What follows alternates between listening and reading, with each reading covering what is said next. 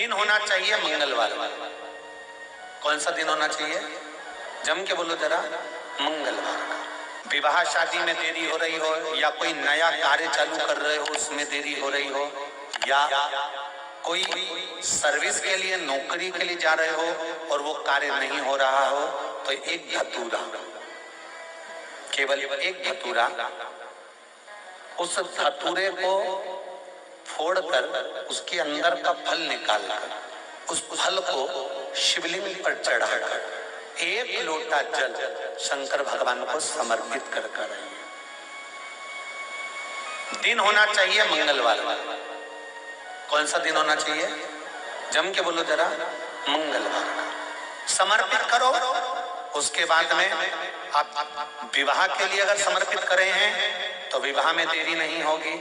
व्यवसाय और व्यापार के लिए या नौकरी के लिए समर्पित करे हैं तो उसमें देरी नहीं। तुम जिस दिए में भगवान की आरती उतारते हो, जिस दिए से तुम भगवान की पूजन करते हो, उस दिए की बत्ती को नीचे डाल दीजिए और उस दिए को पानी की बाल्टी में धो दीजिए। कौन सी बाल्टी में? जिस बाल्टी के पानी से आप बच्चे को स्नान करा सकते। केवल भगवान पर से ले जाकर, पास में से ले जाकर उस बाल्टी में थोड़ी देर डाल दो और उस बाल्टी के पानी से उस बच्चे को स्नान करा दीजिए। 15 से 20 मिनट, आधा घंटा लगेगा, बच्चे का बुखार पूरा उतर जाएगा। इतना विधान है दीप का। जब आप पशुपति व्रत कर रहे हो या कोई नियम धारण कर रहे हो या कोई आपने नियम उठा रखा है और वो कार्य आपका हो ही नहीं रहा, आपने 2 बार पशुपति व्रत कर लिए, आपने ये कर लिया, आपने प्रदोष कर लिया, आपने सोमवार कर लिया, आपने सारे अनुष्ठान कर लिए, बहुत सारे उपाय भी करे तो भी नहीं हो रहा है, तो इस बीच वाली पत्ती पर शहद लगाकर बाबा का जो शिवलिंग है उस शिवलिंग को इसको छुआ दीजिए या उससे चिपका दीजिए और उस पर अपनी हथेली रखकर कामना कर कर वापिस घर को आ जाइए। बाबा आपकी वो मुराद शीघ्र 3 महीने के अंदर पूरा कर ही देता है। ये तो 3 नियम अपनी जिंदगी में धारण कर ले। अगर ठेला लगा रहे हैं रोड पर, अगर आपके पास में कोई व्यापार नहीं, कोई दुकान नहीं, कोई सर्विस नहीं, कोई नौकरी नहीं, 3 नियम जिंदगी में। पहला, एक बार जिंदगी में पशुपति व्रत अवश्य करो। दूसरा, प्रत्येक प्रदोष एक शंकर जी के मंदिर में दिया और एक अपने घर के दरवाजे पर दिया अवश्य बनाओ, प्रत्येक प्रदोष। और तीसरा नियम बना लो, शिवरात्रि महीने की आती है, हर महीने की शिवरात्रि में शंकर जी के मंदिर पर दिया, बेलपत्री के वृक्ष के नीचे दिया, आंवले के वृक्ष के नीचे दिया और अपने घर के दरवाजे पर दिया। ये 4 स्थान पर दिया। प्रत्येक महीने की शिवरात्रि पर लगाना प्रारंभ करो। 4-5 शिवरात्रि निकलेगी, बाबा इशारा कर देगा और तेरी नैया पार। शिवलिंग है, जलाधारी है, पार्वती जी की मूर्त है, गणेश जी की भी मूर्ति है, कार्तिकेय जी की भी मूर्ति है, नंदी की भी मूर्ति है। तो किसी ने कहा कि गुरुजी, हम जब शंकर जी को जल चढ़ाते हैं तो पार्वती जी को, गणेश जी को, कार्तिकेय जी को, नंदी को, सबको जल चढ़ाना चाहिए। शिव महापुराण की कथा कहती है, केवल शिवलिंग पर आपने जो जल समर्पित करा है वो जल पार्वती जी को भी मिल गया, गणेश जी को भी मिल गया, कार्तिकेय जी को भी मिल गया। उसके सिवाय तुम्हें ये नहीं कि यहाँ भी जल चढ़ाओ वहां भी जल चढ़ाओ ना, केवल शंकर जी पे तुमने जल चढ़ा दिया, शिव पिंडी पर जल चढ़ा दिया, वो जल तुम्हें शंकर भगवान का चढ़ा हुआ जल सबको प्राप्त हो गया। अब उसमें तुम्हें ये नहीं सोचना कि मैंने पार्वती जी को तो स्नान कराया ही नहीं, मैंने गणेश जी को तो स्नान कराया ही नहीं, मैंने कार्तिकेय को तो स्नान कराया ही नहीं, ना। आज पंजाब की इस पवित्र भूमि पर अगर ये प्रसंग निकला है तो इसको आप अगर सुनेंगे तो आपका जीवन सार्थक होगा। शिव जी को 5 तरह से जल चढ़ाने का तरीका है।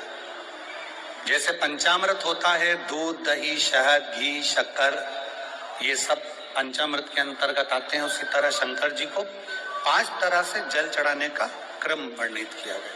आप उसको समझेंगे, बहुत सावधानी से समझिएगा। पहला, जल लेकर आए, सीधे डायरेक्ट शंकर भगवान के शिवलिंग पर चढ़ा दिया, ये प्रथम जल का चढ़ाने का तरीका।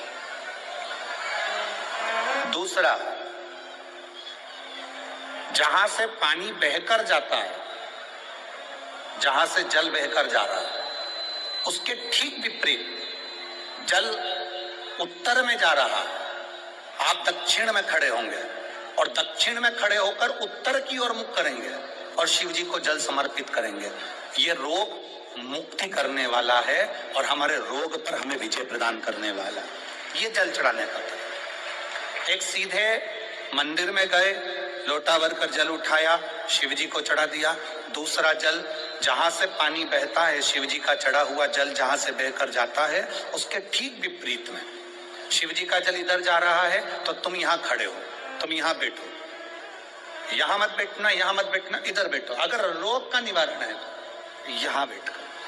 तीसरा, अशोक सुंदरी से जल चढ़ाते चढ़ाते शिवलिंग तक लेकर जाना और शंकर भगवान के शिवलिंग पर पूर्ण जल समर्पित करना। ये तीसरा तरीका। ये कार्य की सिद्धता के लिए हम जब किसी से आस ना लगाकर परमात्मा से विनती करते हैं तो वो विनती करने का तरीका। तीसरा।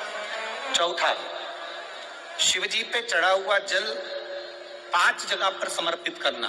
गणेश जी, कार्तिकेय, अशोक सुंदरी, शिवलिंग और जलाधारी। ये चौथा क्रम है। और 5वां जल समर्पित करना।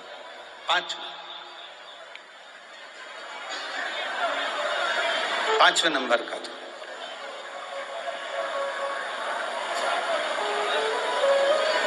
शिव जी को 5म नंबर का जो जल आता है, जो जलाधारी है, ऊपर जिसमें पानी भरा रहता है और नीचे एक एक बूंद टपकता रहता है, जलाधारी में जल समर्पित कर कर उसी जल को बचाकर अशोक सुंदरी वाली जगह पर थोड़ा सा चढ़ाकर उसी में से जल शिवलिंग पर जब हम समर्पित करते हैं तो हम जिस कार्य के लिए जा रहे हैं वो कार्य सफल हो। धतूरे का जो पुष्प है उसको 2 जगह पर समर्पित किया जाता है। अशोक सुंदरी के स्थान पर जो खिला हुआ भाग है उसको इस तरह से रखते हैं कि शिवलिंग की ओर उसका खिला भाग जाए और डंडी का भाग इधर गणेश जी, कार्तिकेय जी और 33 कोटि जो देवी देवता हैं उस ओर उसका भाग जाए। एक। दूसरा, शिवलिंग पर जब हम धतूरे का पुष्प समर्पित करते हैं तो उस फूल का खिला हुआ जो भाग होता है उसका मुख हमारी ओर होना चाहिए। बहुत अंतर है महाराज। कनेर का पुष्प इससे विपरीत में चलता है। बहुत अंतर है महाराज। कनेर का पुष्प इससे विपरीत में चलता है।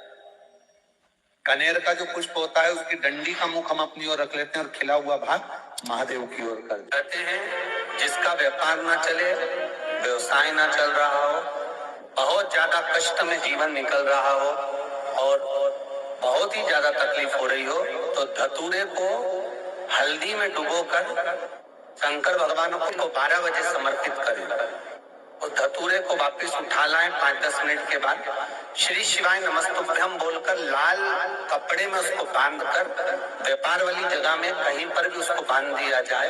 व्यापार पीछे नहीं हटता, व्यापार अग्रण्य भाव में बढ़ता चले जाता है। महाराज, हल्दी में डुबोना पड़ता है। जलाधारी, अशोक सुंदरी वाला स्थान, ये जो जलाधारी है, बेटियों के स्थान से जलाधारी तक जो कनेर के माला बनाकर स्पर्श कर कर लगा देता है, शिवरात्रि के दिन प्रदोष काल के समय पर उस पति पत्नी में कितना भी झगड़ा हो रहा हो, आपस में प्रेम बनना प्रारंभ हो जाता है। अदालत का केस धीरे धीरे समाप्त होता है। ये भी अलग अलग होता है। पहला दिया होता है पणति दिया। मैं चैनल वालों से कहूंगा, अगर आपके पास में क्योंकि हमने पहले भी कथा में कहा कि जिस जिस जगह का स्मरण कराएं उस जगह का फोटो भी आप दिखाएंगे तो उसका आनंद कथा सुनने वालों को, ऑनलाइन वालों को मिलेगा। पहला होता है पणति दिया। ये पणति दिया मट्टी का दीप, जिस दीप के अग्रभाग को थोड़ा सा बड़ा कर दिया जाता है उसको पणति दिया कहते हैं। ये पणति दिया जब भी भगवान के सामने लगाया जाता है तो इस दिए को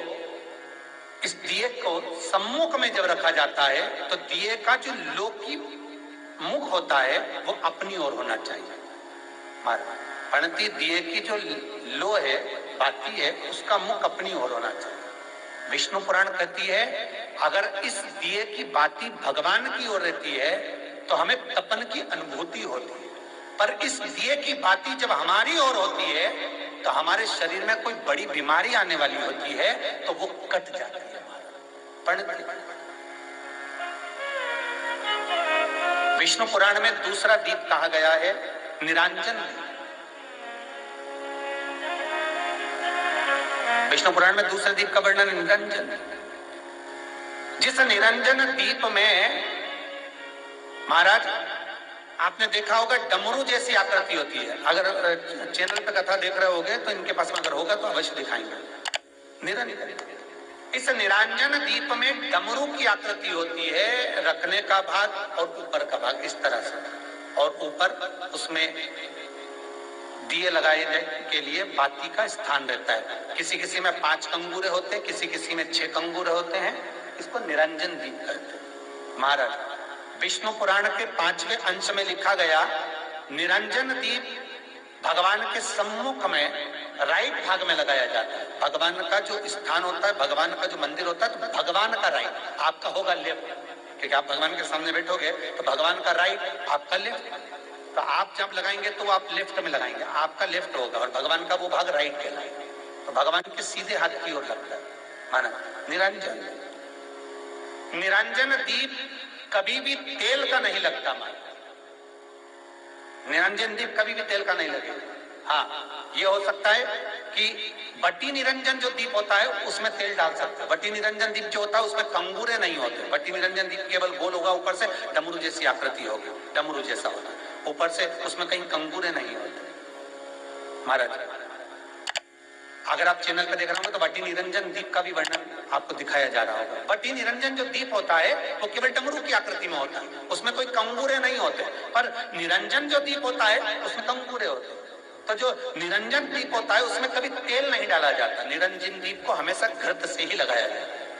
पर बटी निरंजन जो दीप होता है उसमें आप तेल डाल सकते हैं। बटी निरंजन दीप जो लगाएंगे वो तेल का लगा सकते हैं, पर निरंजन में कभी तेल नहीं डाला जाता। क्यों नहीं डालते? विष्णु पुराण कहती है निरंजन दीप के अंदर अगर तेल की बाती लगाया जाता है तो 1 रुपया कमाते हैं, 1.25 रुपये खर्च होगा। घर में 10 लोग भी कमा कर लाएंगे तो पैसा नहीं दिखेगा, घर में रुपया टिकता नहीं है। अर्थात निरंजन दीप में आप तेल की बाती लगा रहे हो, ये सिद्ध हो चुका है। और महाराज बटी निरंजन जो दीप होता है उसके अंदर आप तेल डालकर जला सकते हो। बटी निरंजन जो दीप होता है ये आप किसी भी स्थान पर लगाओगे, सबसे पहले पितृ इससे भाग ग्रहण करते हैं, देवता को देते हैं, देवता उससे भाग ग्रहण कर कुबेर को प्रदान करते हैं, कुबेर उससे भाग लेकर शिव को प्रदान करता है। भगवान शंकर बटू भैरव को कहकर घर का उद्धार करते, इसीलिए इसको कहते बटी निरंजन। इसमें कंगूरे नहीं होते महाराज।